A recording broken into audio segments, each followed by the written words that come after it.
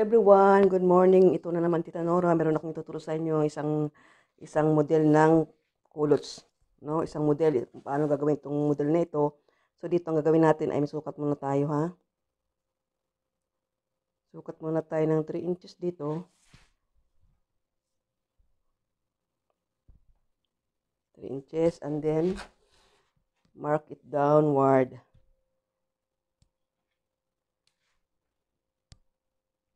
Pag tayo ay gagawa ng anumang pantalon o blouse, meron tayo dapat na corner dito. So, ayan.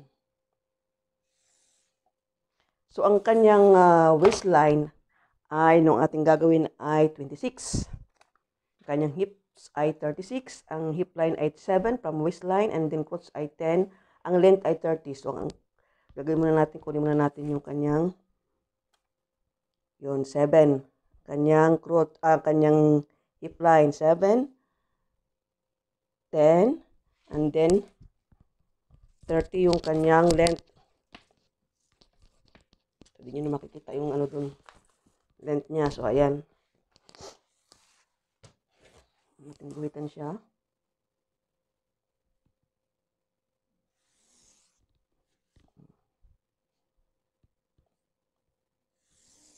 So, ayan ang mga guhit, ha. Kailangan yan. Ayan. And then, sukatin pa natin yung hindi nyo makikita yung bottom niya. Doon tayo sa bottom. Ayan. Yung bottom niya, ayan. Guhit natin. So, ayan. 30. So, pwede nyo habaan, di man, mas mababa pa sa 30 po. Ito yung aking 30 lang, no? And then, ang hips niya ay 36. So, ang hips ng ng front ay plus 1 cm. Hips niya ay 36, so 9. 9 ang hips niya plus 38. 38, ayan. Yan yung kanyang hips. So, yan mangyayari dyan. Ganun din ang gagawin natin doon.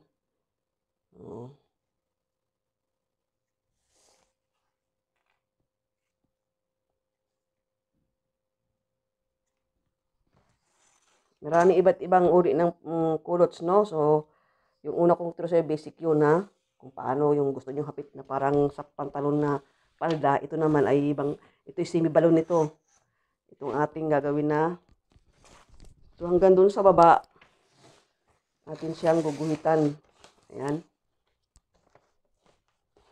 9.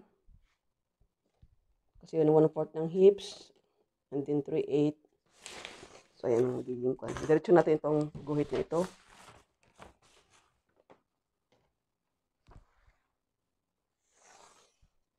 So, ayan na. Kakuha tayo, ha. Ngayon, yung ating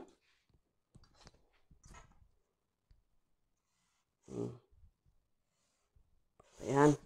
Ito yung hip line. Ito yung crotch line. Tanda natin, ha. Ito ay hip line. Hip line. Ito ay crotch line. Crotch line. Ayan.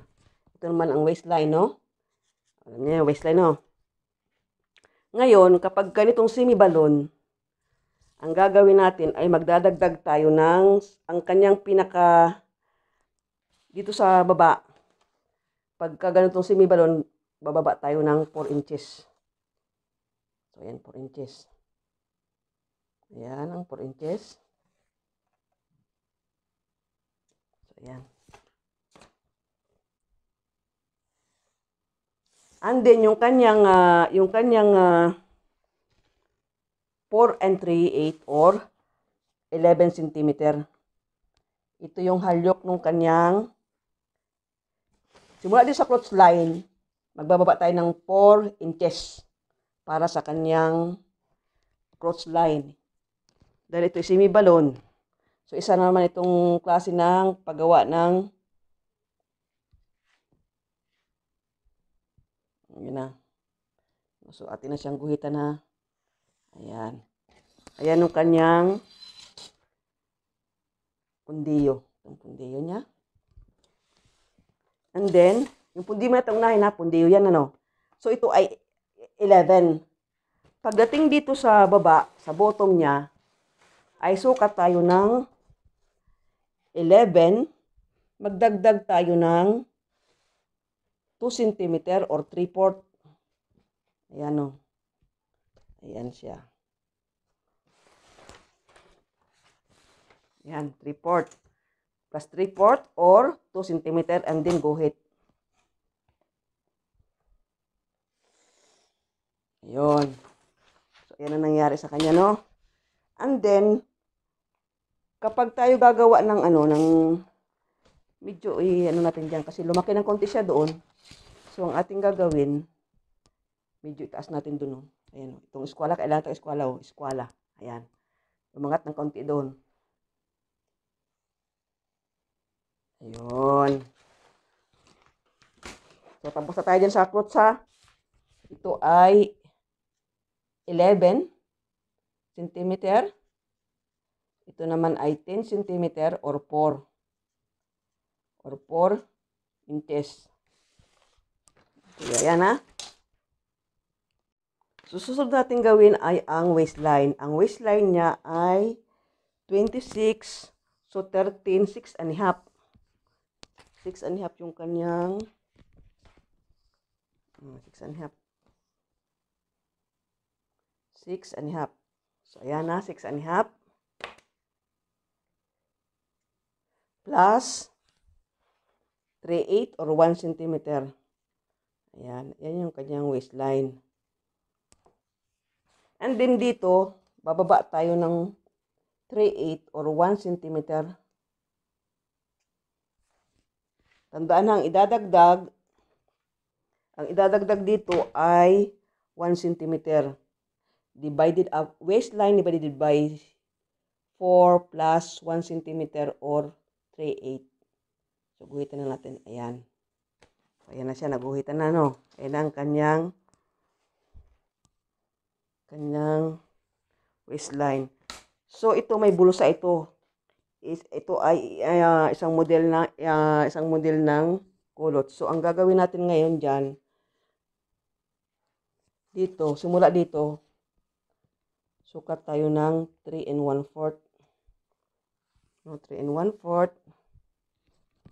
And then, doon sa baba, ay sukat tayo ng 4 6/8 or 4.5. 3 1/4. Dito naman ay 4.5. So, ayan. 4.5. And then, guhit. Ito, wala itong garter. Ito ay semi-balloon na may, ano siya, wala siyang, flat siya, wala siyang garter. So, ayan. Ayan na siya, no? Ayan na yung kanyang. And then, dito sa baba, sukat tayo dito ng, so, i-continue natin ang guhit, no? Ayan.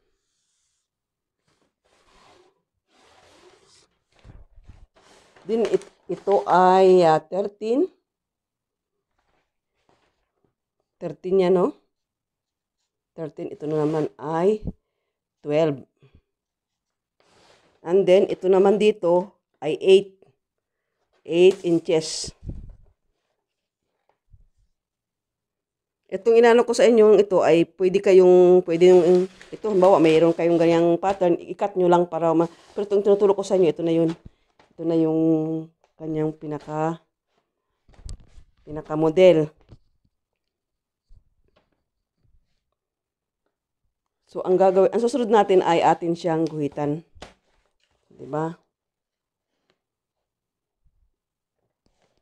Atin muna siyang lagyan ng korte. Mula dito sa hip line hanggang dun sa waistline. So, ito wala itong tax, kundi may bulsa siya. So, may isang uri ng ito.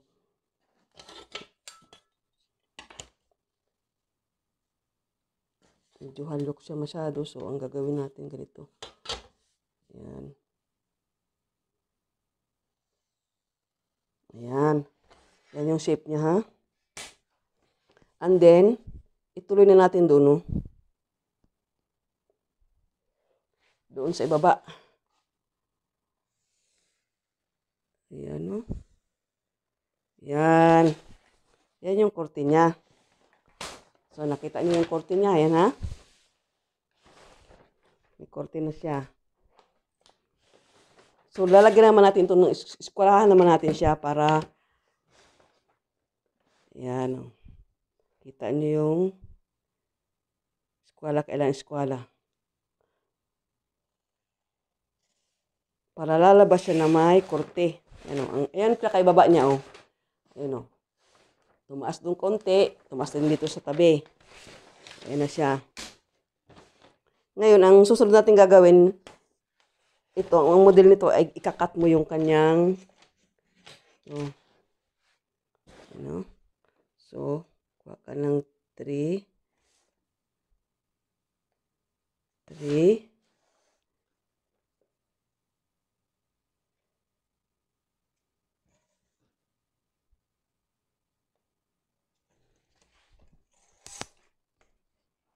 Yan yung pinaka-waist band niya na pwede mo siyang ikat. And then,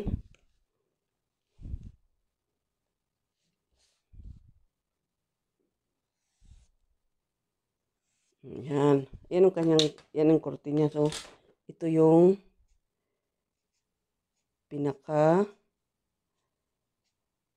ikat mo yan katapos lagyan mo siya ng facing para yun ang pinaka-waist band niya. So, simula dyan,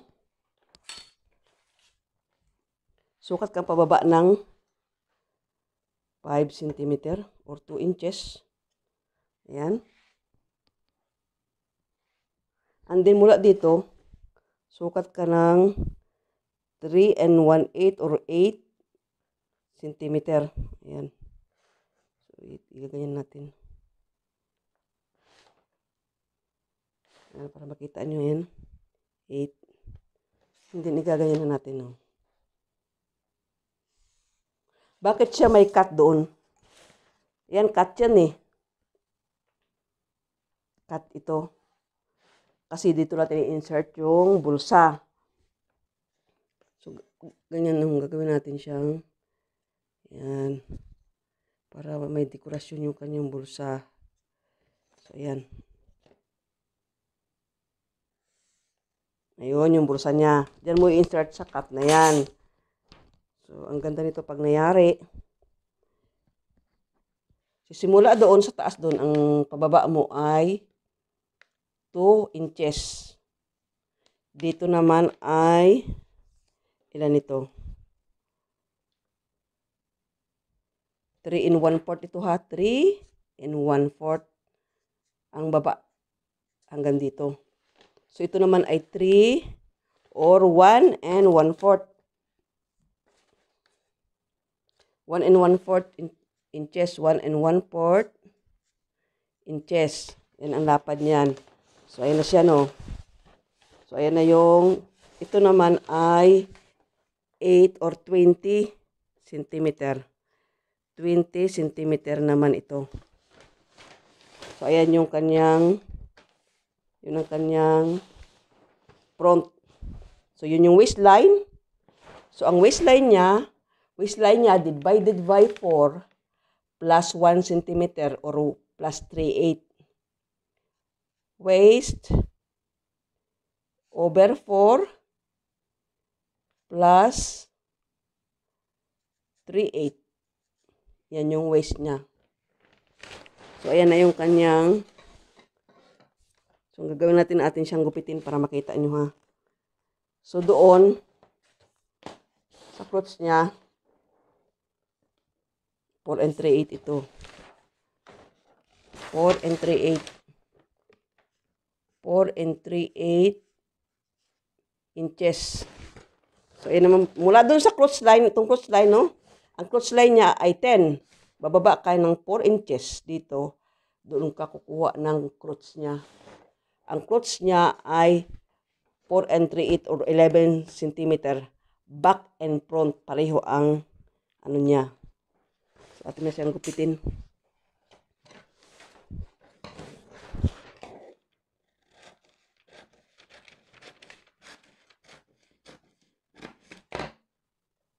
So, yan yung front niya, ha? Yan yung front ng culottes. Yan, o. Sexy siya, no? Hindi ko nagupit itong ano. Kasi magugupit yung... Pero gupitin ko na para makita nyo ang forma niya. So, ayan. Ayan na siya. Ikakat mo yan. Lagyan mo siya ng facing para bago mo siya ikabit dyan. Yun ang pinaka-waist. Ayan, o. Yan yung front.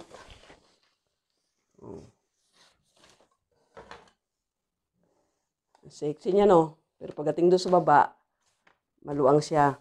So, ating gagawin na ngayon ay, ito ay front. So, kung gusto nyo pang-dissenting ano, itong gawin nyo ganito, oh. Tama-tama lang ang hapit, hindi maluang sa waistline at saka sa kanyang hip line. Tayo ng likod, no? So, as usual, may guhit ulit dyan, ano? May guhit ulit dyan. So, gagawin natin ngayon. Susunod na ating gagawin mo pareho din sa harap. Sukat tayo ng 7. Dahil yun ang kanyang hip line. 10. Yung kanyang crotch line. So, 7. 10. And then, guhit.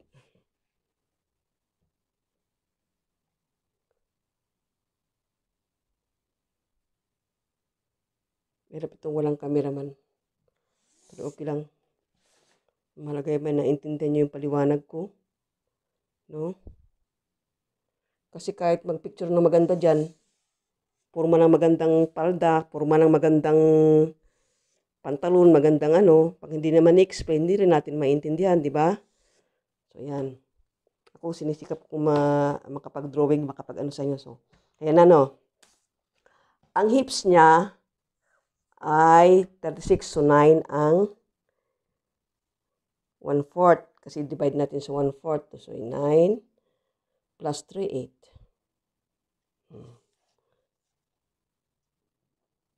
9 plus 3, 8. Karoon din doon. 9 and 3, 8. Yan. Agad din dito sa baba. 9 and 3, 8 din. Ayan, 9 and 3, 8 din dito. So, ang haba ng ating culottes ay 30. Patuloy na yung 30. Ayan. 30. Pasensya na kayo sa akin lang isang maliit. Dito lang ako sa kwarto nagagawa ng mga tutorial ko kasi dun sa trabaho ko. Magbubukas ako ng ilaw ng chandelier. 8 bulb yun. So, dito na lang ako sa kwarto. Dito ako mag-explain ng aking tutorial. So, ayan ang bottom niya, ha. So, ididiretso natin yung guhit na yan. Idiretso natin yung guhit. Yan.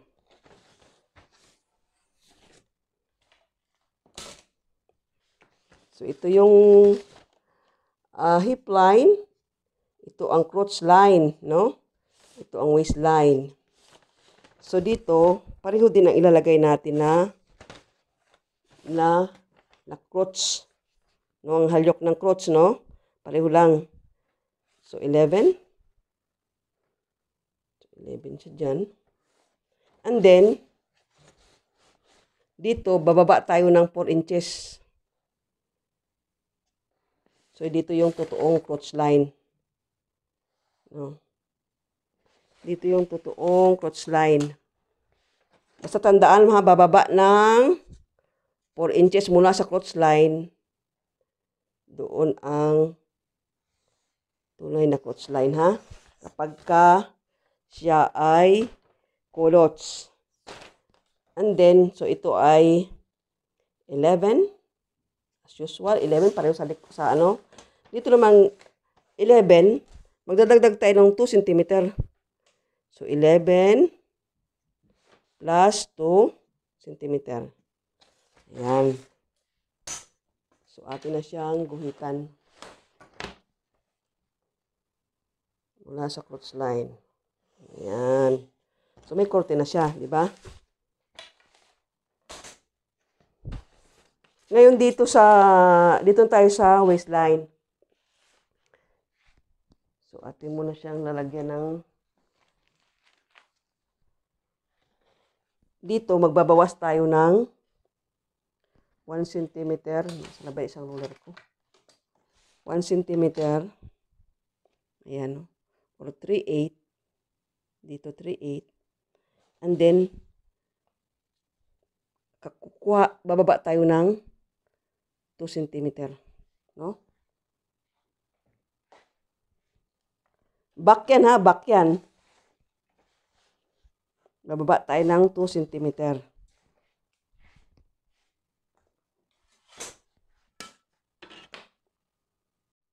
So, ayan na. So, atin na siyang guhitan ngayon. Bababa doon, no?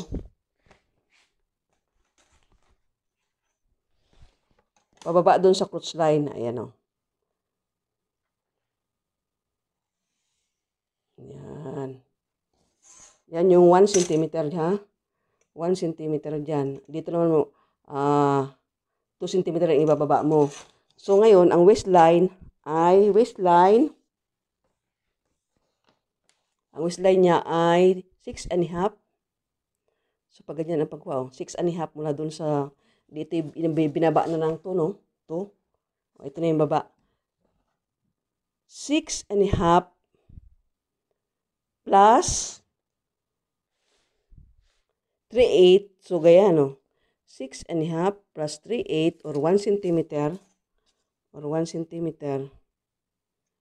Ayan yung kanyang pinaka. Ayan.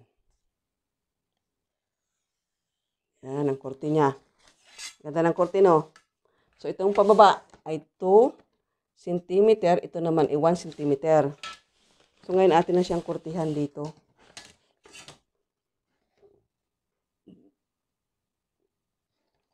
Ayan, dito, ano ka ng 3 cm. Ayan, o. So, ayan. And then, pa ganyan, o. Ayan siya. Ayan yung kanyang crotch line. So, ay ito 11. Ayan. So, ito naman ay 10 cm or 4 inches. Ayan. And then, lalagyan natin ng korte ito. Dito tayo sa hips, sa hip line, ha? Dito tayo magkokorte. No? Ayan.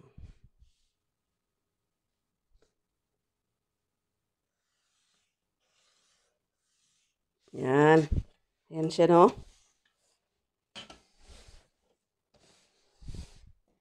Ayan na ang ating nakakorte na siya. Dito sa ibaba ngayon, susukatin natin ito ng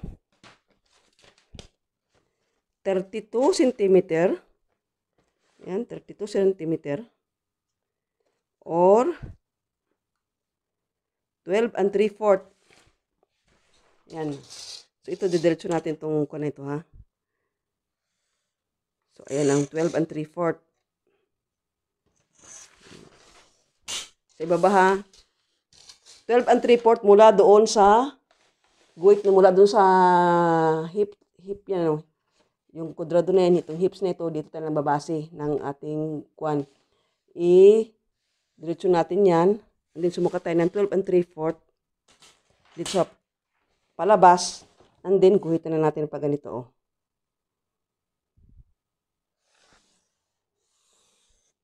So, ayan. Diba? Ayan na yung kanyang bottom. So, ito ay 12 3/4. 12 3/4 an inch. Ito naman ay 5 and 1/4. 5 and 1/4 an inch. So, ayan. So, kailangan natin ang ito. Kailangan natin ang eskwala. So, igaganyan natin siya, doon sa tabi. Ayan. Kailangan niya nakaganyan siya, tabi. So, medyo umangat doon konti. Yun. Yun ang pinakahalyok niya. Dito din naman sa kabila, dito sa side, igaganyan naman natin siya. Mula doon mula doon. Sa guhit na yun. So, igaganyan natin siya, So, ayan. May korte na siya, no? Ayan. So, ito ay back. Tandaan na, pag ganitong malalim ang crotch, ayan, no? 11 cm. 11 cm sa inches naman ay ilan siya? Ayan, sa inches ay ilan? Itong ating eskwela ang pang natin, pang sukat natin. 4.5. 4.5 siya. 4.5. 4.5 inches. So, ayan. Kapag pantalon, di ba, tataas tayo ng 2 cm o 3 cm. Pag ganitong kulot at malalim yung kanyang pinakapundiyo, bababa tayo ng 2 cm. So, ito na, harap at likod ay parehong 4.5 ang luang niyan. At doon mo siya ihahalyok. Dito, mag-ano ka ng 3 inches. At 3 cm dito. Mula dito sa kantong ito, pataas, 3 cm yun, doon ka maguguhit ng, magkakanto ng, o maghahalyok ng kanyang pundiyo.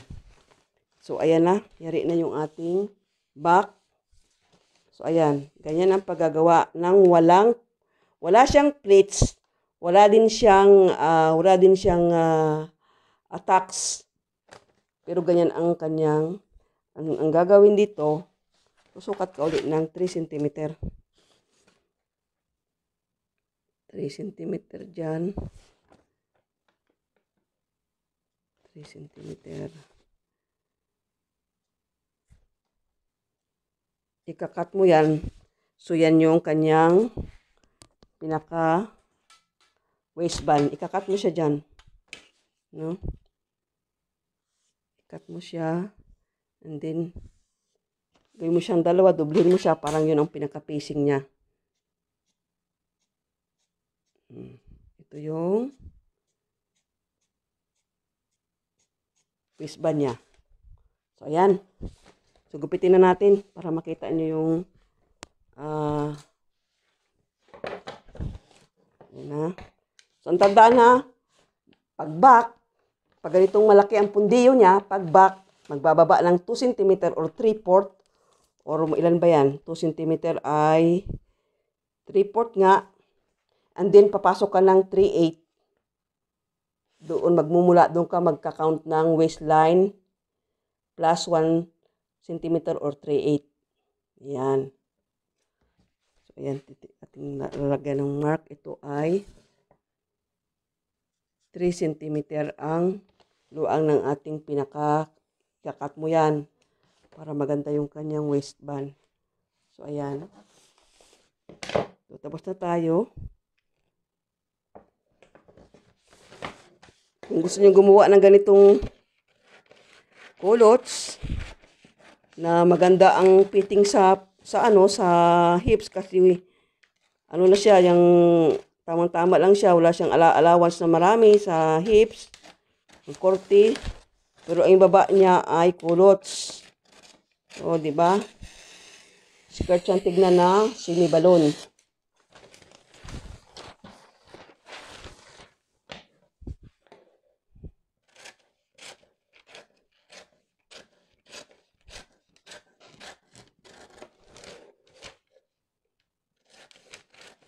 Tandaan, lagi sa side ha. Pag nagsimula kayong gumawa sa side, magsukat ng 5 inches.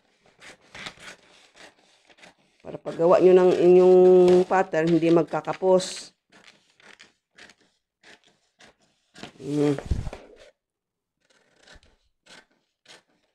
Nabisa ko na amos na sa ano. So, ito yung back. Ito yung back. Ito yung front. So, ito may bulsa, ha? May bulsa yan. Ayan. So, ayan. Ito yung back. Ito yung pinaka-waistband niya. Ikakatas mo lang siya dyan, ha? Pero ang pagsukat mo dyan mula sa waistline pababa ay yung 7, yung hip line. Hindi katulad nung iba nating turo ko sa pantalon, magbabawas kayo para sa waistband. Ito hindi. Dito ka na mismo magkakat ng waistband sa kanyang pattern. So, ayan. Ito yung back.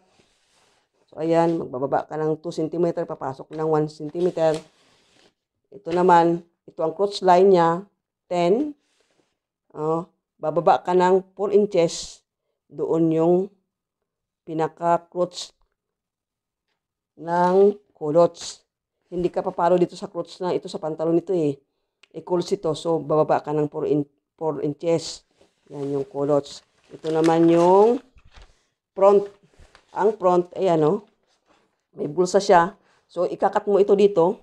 Pababa. Para meron kang pagsisiksikan noong bulsa niya. No? Bababa ng 2 inches mula doon sa 3 cm and then bumaba ng 2 inches. Doon ka mag-aano ng kanyang bulsa. Dito naman 3 1/4 ang ibababa mo. Para medyo slanting siya para magandang tignan. So, tandaan ha, itong kanyang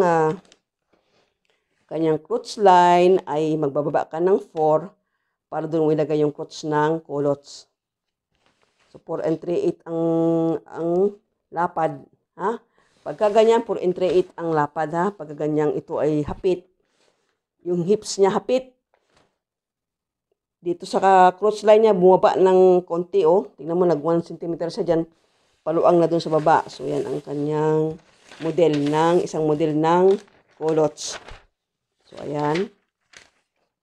So, sana man natutunan kayo sa aking turo, no? Another model ng culottes yan, ha? So, ayan. Pareho ang crotch ng harap at likod. Doon lang nagkakaiba sa dito, papasok ng 1 cm, bababa ng 2 cm. Yan lang ang kanyang pagkakaiba. So, ayan na yung kanyang So, ito, sana meron kayong unawaan. So, sunod, abangan nyo yung mga susunod kong ibabahagi sa inyo. No? Ibabahagi ko sa inyo, abangan nyo at marami pa akong ibabahaging tutorial. So, hanggang dito na lang. Thanks for watching. God bless us all. Bye.